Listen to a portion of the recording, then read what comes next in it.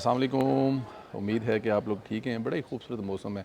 अच्छा जी, अब मैं जो खूबसूरत मौसम कहते हैं तो मुझे पाकिस्तान वाला मौसम याद आ जाता है। उसमें मुझे लगता ये है कि वहाँ पर काफ़ी जो गर्मी है ना, ਉਹ ਜਦੋਂ ਸੁਣਦੇ ਹੋ ਤੁਹਾਨੂੰ ਲੱਗਦਾ ਤਾਂ ਹੈ ਕਿ ਸੰਧੀਲਾ ਸਾਹਿਬ ਹਰ ਜਗ੍ਹਾ ਤੇ ਚਾਹੇ ਕਿ ਚੰਗੇ ਮੌਸਮ ਹੁਣ ਚੰਗਾ ਮੌਸਮ ਹੈ ਤੇ ਹੈ ਵੇ ਕੀ ਕਰੀਏ ਫਿਰ ਹੁਣ ਤੁਹਾਡੇ ਨਾਲ शेयर तो करना पैंदा ना। अल्लाह पाक आप लोगों को अपने हिफ्ज़ मान में रखे, खुश रखे, आबाद रखे।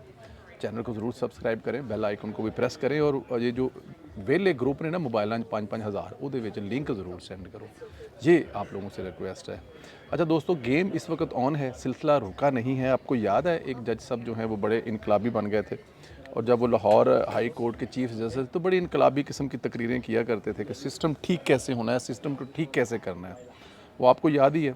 इनकी तकरीरों के पीछे कहानी थी। मसूफ़ की अपनी बेटी 2022 में अपनी गाड़ी के नीचे 2 मासूम नौजवानों को कुचल चुकी थी। ये थी वो पीछे बैठ के असल कहानी कि अगर यहाँ पर कुछ किया गया तो फिर इनकलाबी समझ गया ना तानू, मतलब कि अगर तुसी हथ रखोगे तो इनकलाब भी ढिला रहेगा और जो तुसी मतलब कि मेरी कुड़ी नाल वादा घाटा आया तो इनकलाब जिहड़ा ना वो इंज 290 की स्पीड से टुरेगा सड़कों पर। कुचलने के बाद मुकदमा भी दर्ज नहीं होने दिया था, फैमिली पर दबाव डाला और एक नौजवान के वालिद ने बताया मसूफ़ के बेटों ने फैमिली पर प्रेशर डाला और धमकियां दी, टकामी करके धमकियां दी। पर बात रुकी नहीं यहीं पर। एक नामालूम से ड्राइवर को नामजद कराया और अपनी बेटी को बचा लिया। बेटी को बचा लिया, खैर तब तो जान छूट गई थी, क्योंकि जाहिर है ये मेरे ख्याल में ये अगर मैं गलत नहीं हूँ तो इमरान खान साहब के दौरे हुकूमत का वाक़या है। इमरान खान की दौरे हुकूमत में ये सब कुछ हुआ था, लेकिन फिर मुकदमा खुला।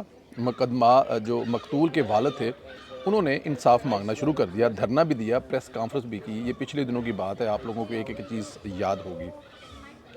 जिससे मुतल्लिक़ आईजी इस्लामाबाद ने हाई कोर्ट में बताया कि जस्टिस साहब जो हैं उनकी बेटी थी और वो गाड़ी सरकारी थी और जिससे वो कुचला गया। पुलिस ने मकतूल के वालिद को यकीन दहानी कराई कि असल मुजरमान तक पहुंचा जाएगा। इस यकीन दहानी पर जो इस्लामाबाद में आजकल धरने का रवाज है वो धरना भी ख़त्म हुआ था। अब जस्टिस साहब जो हैं उनकी साहबजादी जो हैं मुल्क उनके जो वारंट हैं वो गिरफ़्तार बाकायदा तौर पर कर दिए गए हैं और उम्मीद यही है कि कानून अपना रास्ता इख्तियार करेगा और गिरफ़्तारी भी अमल में लाई जाएगी और मजबूर बाप को इंसाफ फ़राहम किया जाएगा। मैं यहाँ पे मजबूर बाप जो है ना वो जिनका बच्चे हलाक हुए ना उनको कह रहा हूँ। और अगर आप ये समझ रहे हैं कि मैं मजबूर बाप जो ड्राइवर है जो गाड़ी चला रही थी उसके बाप को मजबूर कह रहा हूँ, तो नहीं, उसको तो मजबूर नहीं, वो तो ताकतवर है। वही तो फ़ैसला करेगा मेरी और आपकी किस्मत के। वही तो फ़ैसला करेंगे कौन करप्ट है, कौन खाने वाला है, कौन ये है, वो तो फ़ैसला करते हैं। तो वो तो मजबूर नहीं हो सकते ना। बहरहाल आने वाले दिनों में ये धमाका आपको होता हुआ नज़र आ रहा है और वो मुमकिन है कि वो बच्ची गिरफ़्तार होती भी नज़र आए आपको। अल्लाह पाक सबकी बच्चियों को बस मैं दुआ दे सकते हैं हम तो। अच्छा, रियासत ने भी काफ़ी लगता है कि सख्त होने का फ़ैसला कर लिया है। पहले ये होता था कि मजहबी जुनूनियों के सामने जो हथियार डाल दिए जाते थे, लेकिन अब जो है ना वो पॉलिसी काफ़ी हद तक बदल गई है। आपको याद है एक मजहबी जुनूनी ने कल काजी फ़ायसा के सर की कीमत लगाई थी। बहुत से जिसे कहते हैं ना इससे एक खौफ व हरास फैल गया था कि यार चीफ़ जस्टिस के सर की कीमत लगा दी है किसी बंदे ने जलसे में खड़ा होकर और ये कहा है कि इसका जो सर काट के लाएगा उसको इतने पैसे दे दिए जाएंगे। ये किस मुल्क में हो रहा है? पाकिस्तान में हो रहा है। क्या ला कानूनियत बनाना रिपब्लिक इस हद तक, मतलब ये मुल्क बदनाम हो चुका है कि जो सबसे बड़ी अदालत में बैठा है जज उसका सर काट कर लाने वाले को इनाम दिया जाएगा। खैर, एक मजहबी जुनूनी ने यह हरकत की थी और काफ़ी खौफ व राज फैला। हुकूमती वज़ीर एहसन इकबाल और ख्वाजा साहब बड़े कद के जो दोनों वज़ीर हैं उन्होंने आज बेहतरीन कॉन्फ्रेंस की और हसास मौजू को हैंडल किया, पैगाम दिया कोई कंप्रोमाइज़ नहीं होगा, सख्त कार्रवाई होगी।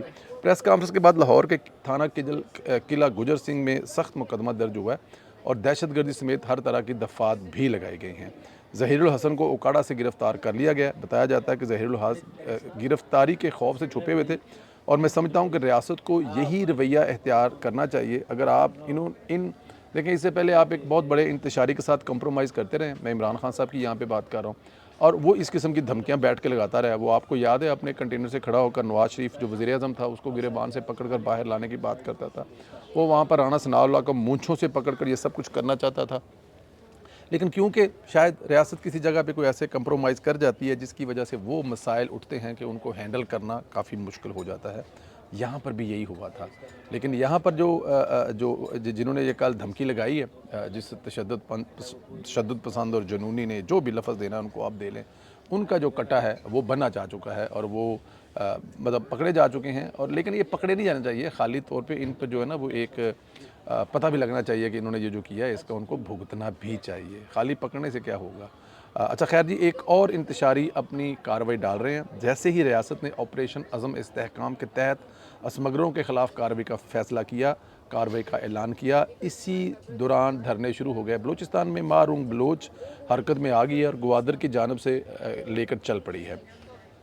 आपको पता है कुछ दिन बाद ग्वादर इंटरनेशनल एयरपोर्ट का इफ्तिताह होने जा रहा है। बहुत ही खूबसूरत और इंटरनेशनल सतह का वहाँ पर एयरपोर्ट बनाया गया है और उस इफ्तिताह से कबल इस किस्म का रखना डालने का मकसद क्या हो सकता है। बलूचिस्तान में एक ही तस्वीर क्यों दिखाई जा रही है, इसका दूसरा रुख क्यों नहीं दिखाया जाता। ग्वादर में मारूंग बलोच के लोगों ने FC के जवान को शहीद किया, एक ऑफिसर की आंख ज़ाया की। ये किसी माँ का बच्चे नहीं हैं, कोई इनका वाली वारस नहीं है। सवाल ये है कि ये लोग इतने पुरतशद्दुद क्यों हैं और फ़ौज के जवानों को ही शहीद क्यों करना चाहते हैं, बहुत बड़ा सवाल है। देखें ग्वादर में जो अगर आप इस एक ख़ास लाइन को लेके चलता रहेंगे या KPK में लेके चलते रहेंगे कि यहाँ पर जुल्म हो रही है, ज़्यादती हो रही है और फ़ौज कर रही है, बोलो कैसे चलेगा आपका। कैसे हो सकता है कि फ़ौज अपने लोगों पर जुल्म कर रही है, कोई इस बात को मानने को तैयार होगा। अगर कोई गलतफहमी है तो दूर किया जाए। क्या ग्वादर के लोगों को रोज़गार नहीं चाहिए? क्या दुनिया का इस वक्त जो हाईलाइटेड पोर्ट है वो ग्वादर पोर्ट है, और जब दुनिया के हाईलाइटेड पोर्ट पर कारोबार आएगा, वहाँ पर आपको पता है किस लेवल पर सोसाइटियाँ, किस लेवल पर वहाँ पर ये चीज़ें बन रही हैं। अगर वो ये चीज़ें बनेंगी, इंटरनेशनल एयरपोर्ट्स बन रहे हैं, क्रिकेट के स्टेडियम बन रहे हैं, कॉलोनियाँ बन रही हैं, तो लोगों के लिए काम ही निकलेगा ना। ये कैसे हो सकता है कि वहाँ पर ये सारी तरक्की हो रहा हो और वहाँ पर लोगों को रोज़गार ना मिले। तो ये कुछ लोगों का जो मकसद है वो मुझे लगता है कि बलूचिस्तान में पूरा नहीं होगा। पूरी कौम मुतहिद है। अगर आप कुछ लोगों को निकालेंगे ज़ाती हैसियत में, ज़ाहिर है सरदारों की वो लैंड है, तो वहाँ पर अगर आप वो समझते हैं कि उनके निकालने से किसी को इस्तेमाल कर लेंगे, तो ऐसा होने नहीं जा रहा। अच्छा, जिस फिंच की गुज़श्ता रिपोर्ट पर यूथिए बड़ा घुंघरू पा के नचन की कोशिश कर रहे सन, आज उसी फिंच रेटिंग एजेंसी ने पाकिस्तान की मुआशी रेटिंग बेहतर कर दी है। फिंच की रिपोर्ट के मुताबिक IMF से माहदे से पाकिस्तान की बैरूनी फंडिंग की रसाई बेहतर हुई है। पाकिस्तान की मुआशी सूरत हाल में बेहतरी के बायस रेटिंग अपग्रेड की गई है। स्टैंडिंग हाई अरेंजमेंट मुआहदे में रहते हुए पाकिस्तान की बेहतर कारकर्दगी जो है वो दिखाई है। फंच की अपनी रिपोर्ट में पाकिस्तान को IMF एग्जेक्टिव बोर्ड अजलास की मंजूरी से कबल चीन, सऊदी अरब, UAE से बाहमी मादों के कर्ज को रोल ओवर कराना होगा। फंच का बताना है कि पाकिस्तान ने हालिया वफाकी बजट में मईशत की बेहतरी के लिए जो पॉलिसी है वो इकदाम किए और पाकिस्तान टैक्स टू GDP शरह बढ़ाने के लिए मज़ीद 3% इजाफे की ज़रूरत है। पाकिस्तान ने IMF को एनर्जी शोबे, रियासती मलकीती अदारों में स्ट्रक्चरल इस्लाहात और ज़री आमदन पर टैक्स लगाने के लिए कानून साजी की भी यकीन दहानी करवाई है। ये वो फंच की रिपोर्ट है जो बताई जा रही है। अच्छा, फंच एजेंसी की जानब से क्रेडिट रेटिंग बेहतरी से पाकिस्तान का आलमी मार्केट में इतमाद भी बहाल हुआ है और आलमी मालियाती अदारे कर्ज देने में पाकिस्तान पर जो इतमाद है वो भी बहाल है। क्रेडिट रेटिंग बेहतर होने से आलमी मार्केट में बॉन्ड का इजरा भी बेहतर हो सकेगा। ये वो चीज़ें हैं जो तकलीफ़ दे रहे हैं, चाहे वो ग्वादर में हो, चाहे वो किसी मजहबी जमात का धरना हो, चाहे वो किसी दूसरी सियासी जमात की इस किस्म की हरकतें हों। इसमें कोई शक नहीं है, किसको बिल की तकलीफ़ नहीं है बिजली के। कौन चाहता है कि अपनी आवाम के बिजली के बिल इस लेवल के जाएं, लेकिन ये सब कुछ स्टेप बाय स्टेप होगा। इमरान खान साहब जिस नहज पर इस मुल्क को छोड़ कर गए हैं उसको सीधा करने में तीसरा साल लग रहा है। कुछ कहते हैं लोग कि जो PDM की हुकूमत थी वो भी तो हुकूमत थी, बिल्कुल ठीक है, थी हुकूमत, तो वही तसलसल चलता आ रहा है ना। ये जो आज आपको बेहतरीन नज़र आ रही हैं ये उसी हुकूमत के तसलसल की वजह से आ रही हैं। और अगर ये सब कुछ ना होता तो खान साहब तो जिस लेवल, जो कुछ लोगों का ये कहना है जी, उनकी ये है कि जी इमरान खान साहब को जो है वो अगर आप 6 महीने या साल और दे देते तो उसने खुद मर जाना था। लेकिन उसने उसका जो एंड मकसद था वो पाकिस्तान को बर्बाद करना था। आपने तब उससे ले लिया था तो भी नहीं संभल रहा, तो अगर वो 6 महीने साल और लगा जाता तो इस मुल्क का क्या होता, ये एक बहुत बड़ा सवालिया निशान है।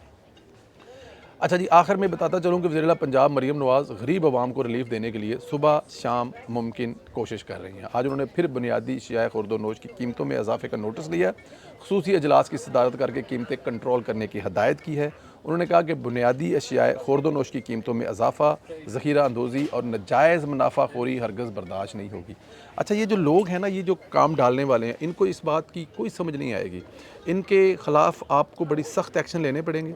कंट्रोल जो आपकी कमेटियाँ हैं, जो चीज़ें हैं, उनको आपको पकड़ना पड़ेगा, वरना ये काबू नहीं आएँगे। लेकिन मरीम नवाज़ जो हैं, वो किसी किस्म का कोई जो है वो कंप्रोमाइज़ करने के लिए जो है ना वो तैयार नहीं है। तो मरीम नवाज़ साहब जब इसको इस किस्म के दुख और तकलीफ देखती हैं, अगर सुबह उनको पता लगा है तो वो शाम को मीटिंग बुला लेती हैं, शाम को लगता है तो सुबह मीटिंग होती है, और वो मीटिंग बड़ी पॉजिटिव होती है। उसमें जो फ़ैसले होते हैं उन पे अमल दरामद भी होता है। तो मरीम नवाज़ ने ये खुर्द-ओ-नोश की कीमतों के इजाफे का जो नोटिस लिया है, इस पे जो अमल होगा और होना भी चाहिए। अगर आपने रमज़ान शरीफ में कंट्रोल कर लिया था, बाद में इस बात की धुम्में हैं कि चीज़ें अब कंट्रोल पे मिल रही हैं, सस्ती मिल रही हैं, तो आगे जाके भी तो होना चाहिए, होगा। मरीम नवाज़ से लोगों की बहुत उम्मीदें हैं, बहुत उम्मीदें वाबस्ता है मरीम नवाज़ साहिबा से, और वो दिन रात काम भी कर रही हैं अपनी टीम के साथ। अभी हमारी उनके मिनिस्टर राना सिकंदर साहब, एक हमने ट्वीट की जिसमें हमारे बड़े अच्छे दोस्त हैं राशिद हाशमी साहब, उनके कुछ मसला था, तो हमने मरीम नवाज़, उन्होंने ट्वीट की काफ़ी कि उनके पुलिस जो है वो उनकी सुन नहीं रही, तो वहाँ पर रीट्वीट मैंने भी किया। मैंने भी राना सिकंदर साहब, क्योंकि वो कसूर का मसला था, तो कसूर से राना सिकंदर साहब, तो मैंने राना सिकंदर साहब को टैग करके, मरीम बीबी को टैग करके अभी ट्वीट किए हुए 30 सेकंड या 1 मिनट भी नहीं गुजरे थे, तो उस पर रिएक्शन भी आया, राना साहब की कॉल भी आई। उन्होंने बताया कि मैं ऑन इट हूँ, DPO से मेरी बात हो गई है, राशिद हाशमी साहब तो पार्टी के कारकुन हैं, अगर ये ना भी हों और आप ट्वीट करें तो हम उस पर फ़ौरन एक्शन लेंगे। ये होती है टीम, ये है वो मरीम नवाज़ की टीम, जो मरीम नवाज़ खुद ट्वीट पर एक्शन लेती हैं, और यहाँ पर मरीम नवाज़ का वज़ीर मरीम नवाज़ से पहले ट्वीट पर एक्शन लेकर ये साबित कर रहा है कि वो एक ऐसी लीडर की का वो कारकुन है, वज़ीर है, कि अगर उन्होंने नहीं देखा तो वज़ीर साहब ने देख लिया और उस पर ऑन इट हो गए हैं, DPO से रब्ता हो गया। तो मेरे ख्याल में ये डायरेक्शन जो है, ये जो सिमत इतनी दुरुस्त है, ऐसे यंग नौजवान काम करने वाले हैं, तो आने वाले दिनों में आप देखेंगे अल्लाह पाक जो है वो करम करेगा, मेहरबानी करेगा। आप लोगों से गुजारिश है, मैं बस कर देना, क्योंकि मेरे नाल दा बैठा नहीं ख्याल कर रहा कि मैं वीलो कर रहा, उसकी आवाज़ तो नहीं आ रही होनी, इस वास्ते हुण मैं बस कर देना। अपना बहुत ज़्यादा ख्याल रखो, अल्लाह पाक आप लोगों को हिफ्ज़ व अमान में रखे, हमारी दुआएँ आपके साथ हैं। ये जो फंच की रिपोर्ट है, इस पर आप लोगों की क्या राय है, इस पर ज़रूर इज़हार करें। ख्याल रखें, इजाज़त दें, खुदा हाफ़िज़।